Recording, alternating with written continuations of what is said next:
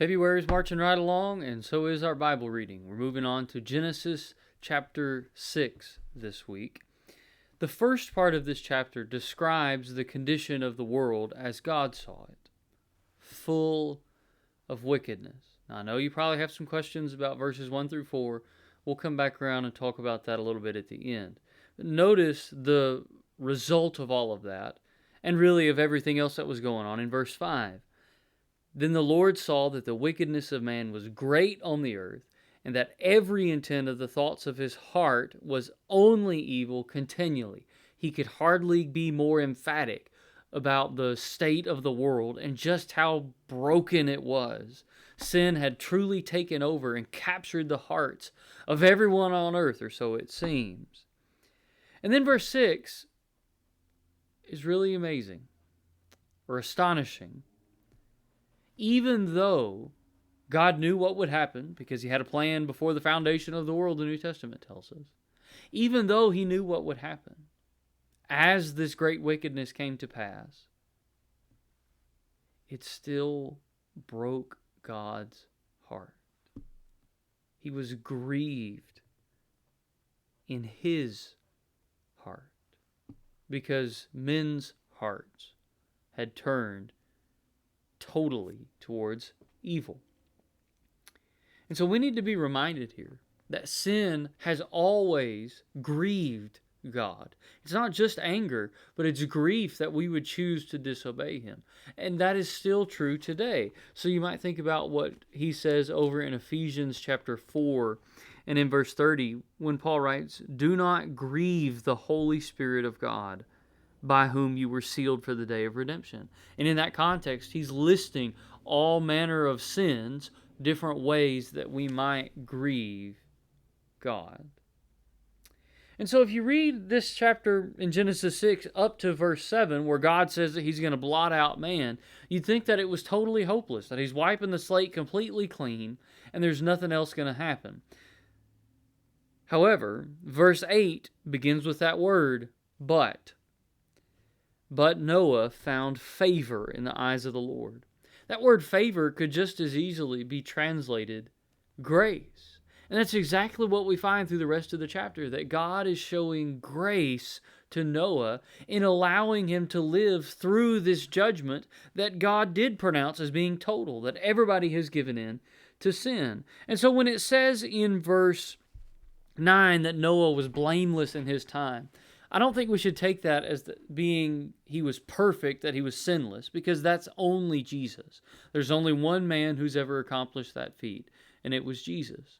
And so in saying that Noah was blameless, it means that he has attained that status, not by perfection, but by the common course of his life, because he walked with God. We've seen that somewhere before, right? We saw that last week in chapter 5 with Enoch. Enoch walked with God, verse 24, and he was not, for God took him.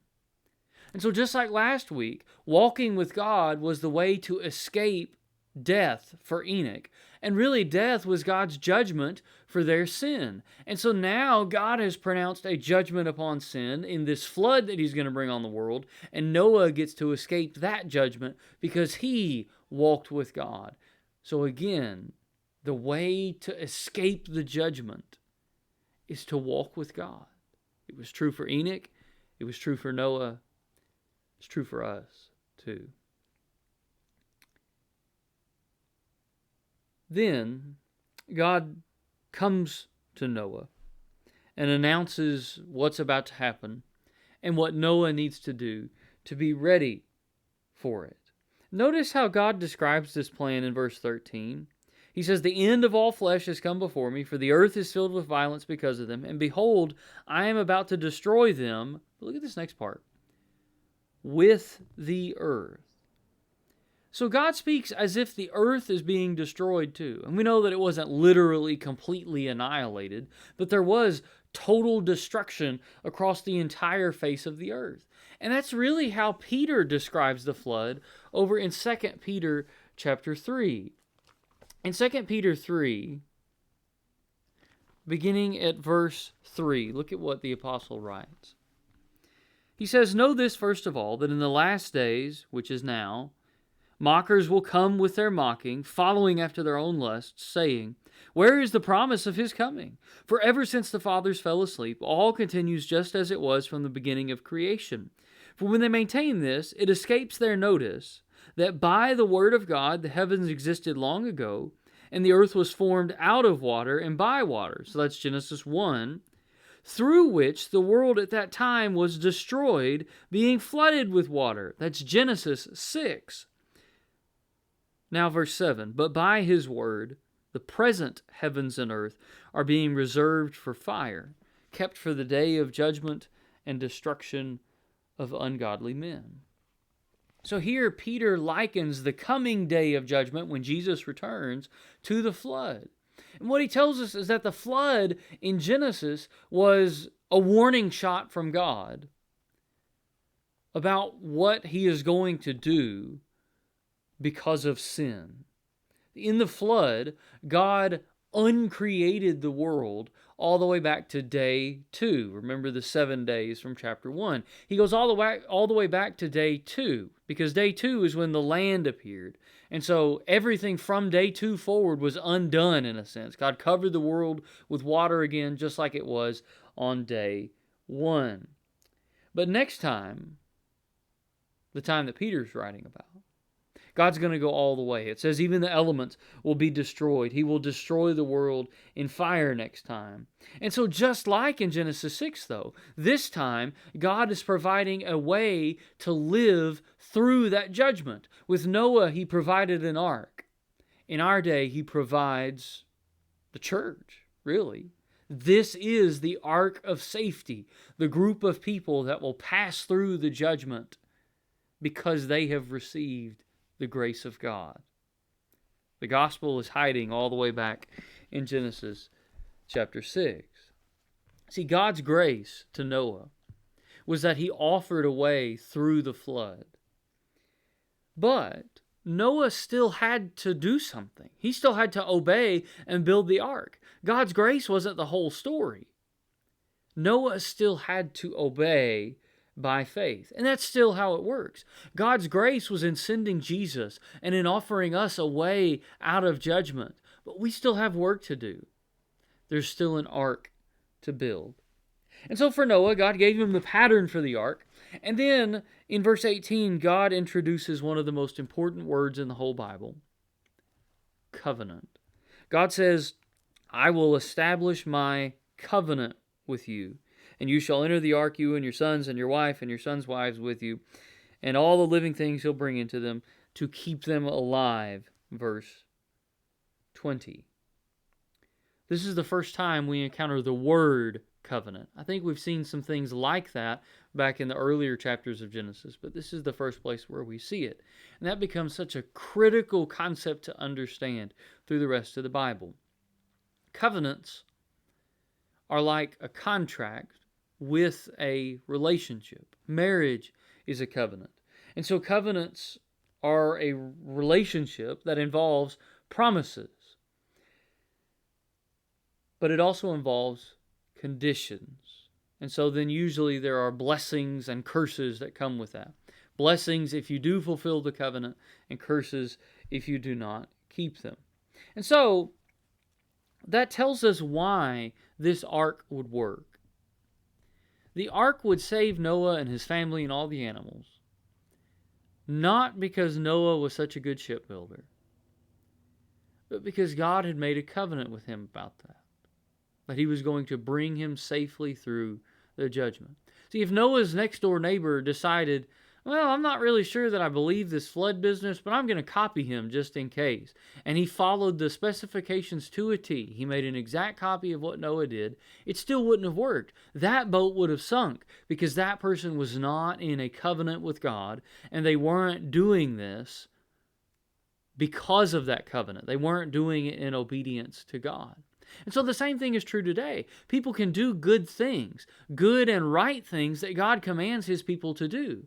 But if they're not in a covenant with God, it won't do them any good. The covenant is the key piece to receiving God's grace and for our obedience to make a difference in the end. You have to have all of them, the grace, the obedience, and the covenant that binds those pieces together. Then the chapter ends with a note that Noah did exactly what God told him to do. The obedience was key. And that obedience in Hebrews 11 is described as faith. By faith, Noah built the ark. And so again, you see how those two ideas are coupled together. But I know you probably have some questions from the first 4 verses, and I do too. I can't answer them that well, but I'm going to give you some things to think about as you read. Nothing in the first 4 verses of this chapter is as simple as you might think. It's not simple to translate, and it's not simple to interpret. And so there's some different issues we need to talk about. First issue is in verse 2. The sons of God saw that the daughters of men were beautiful, and they took wives for themselves, whomever they chose. Question number 1 is, who are the sons of God? One of the common interpretations has been that they are angels or spiritual beings of some kind that broke out of God's role for them and came down and took human wives for themselves and had children. That's a possibility, but it is not a guarantee.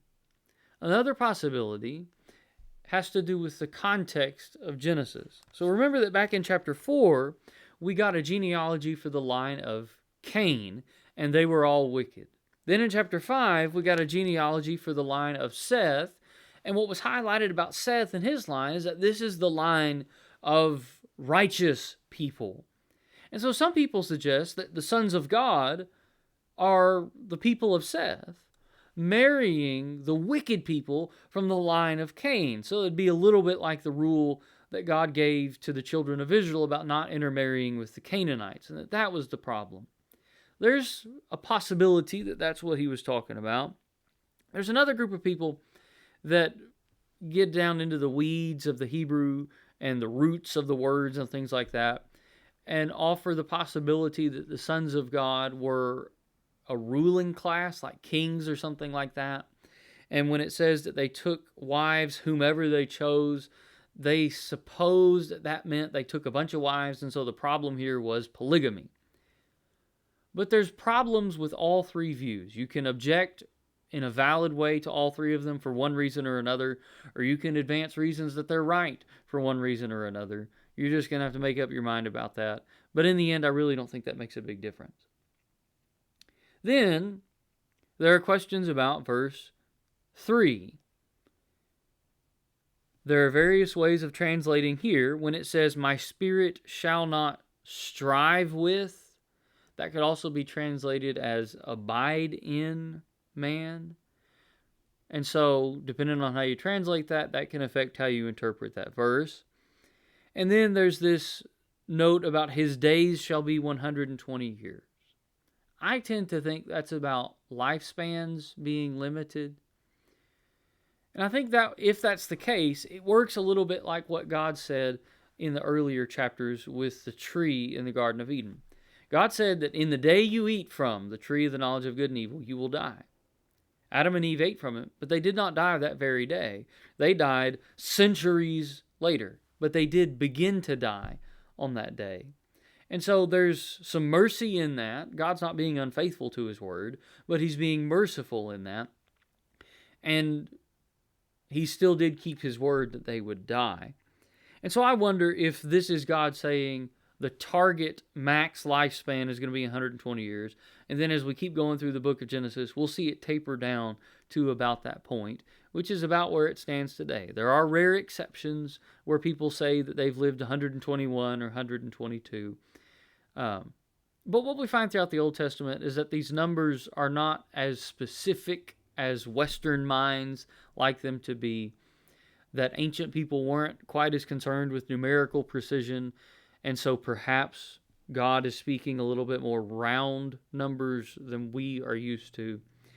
But the other option for the 120 years is that that's about a period of grace before the flood came, and so God is saying it's going to be 120 years before the flood comes. Whichever way you take that, again, I think we get around to the same place in the end. And then verse 4 is the interesting one. My New American Standard Bible says, the Nephilim were on the earth in those days. That gets translated in different ways. Some translations use the word giants in this verse. And that is a possibility, but again, I don't think that's necessarily what it has to mean. When some translations use the word Nephilim, what they're doing is taking the Hebrew words, changing them over to English letters, and that's the word. The word in Hebrew is Nephilim, so you learned a Hebrew word this week. But the literal translation of Nephilim is fallen ones. How you interpret their fall, again, that takes us back to some of the questions from verse 2. And a lot of people think that the Nephilim are the children from verse 2, between the sons of God and the daughters of men, whoever they were. But if you read carefully in verse 4, notice that it says, the Nephilim were on the earth in those days, and afterward, when the sons of God came into the daughters of men, and they bore children to them. So it seems like the Nephilim are on the earth before the sons of God and daughters of men problem in verse 2. So they may not be the children of that illicit union in verse 2, whatever makes it illicit. And so all that we can say comfortably is that these people in verse 4 are mighty men of old who are men of renown, and it seems that they're renowned for their badness because that's where God goes in verse 5. So I know that probably leaves you with more questions than answers about the first 4 verses, but you need to know that those questions are there. There's not really a crystal clear way to solve it, but that shouldn't shake you because God tells us why he's telling us all this in verse 5. He tells us about all this stuff in the first 4 verses because, verse 5, everyone has turned wicked. And so God is going to bring judgment upon that wickedness and bring Noah through it. So there's lots to chew on as you read in Genesis 6 this week. I hope that didn't confuse you too much, and I hope it helped you as you do your reading in Genesis chapter 6.